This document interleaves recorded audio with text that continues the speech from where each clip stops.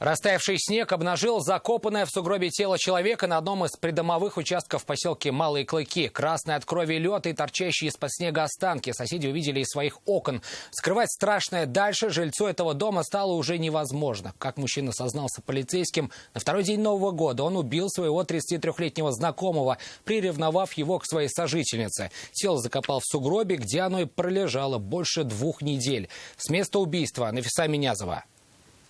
У них там кровище кругом, вон около дома, везде. Сейчас все растаялось, домой зайти нельзя. Страшные подробности встречи Нового года в одном из частных домов на улице Большая Красная в поселке Малые Клыки внезапно открылись соседям. Страшная правда буквально бросилась им в глаза при взгляде в окно своего дома. Из сугроба на соседние участки текла кровь и виднелись части человеческого тела. Уже потом они узнали убитый 33-летний мужчина, хорошо всем знакомый в округе. Говорят, был хорошим человеком и помогал нуждающимся по хозяйству.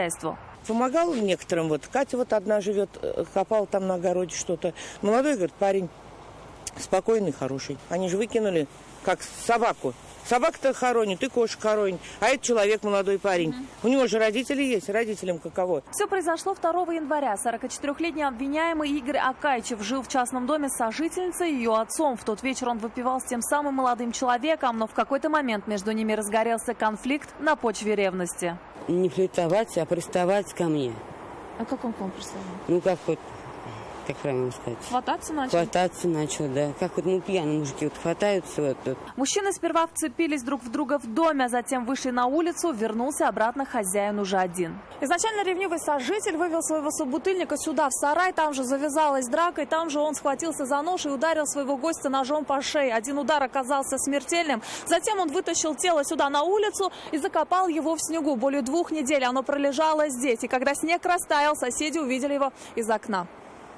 Снег таял на глазах, и скрывать страшную правду дальше было уже невозможно. Мужчина сам вызвал полицейских и сдался на месте и показал, как убил своего собутыльника. По данному факту следственными органами Следственного комитета Российской Федерации по Республике Татарстан было возбуждено уголовное дело по статье убийства. В настоящее время судом по ходатайству следователя в отношении мужчины избрана мера пресечения в виде заключения под стражу. Суда он будет дожидаться в СИЗО. Тем временем сожительница мужчины сомневается, что хочет продолжать эти отношения. Ну, ждать вы будете его? Да вряд ли, конечно.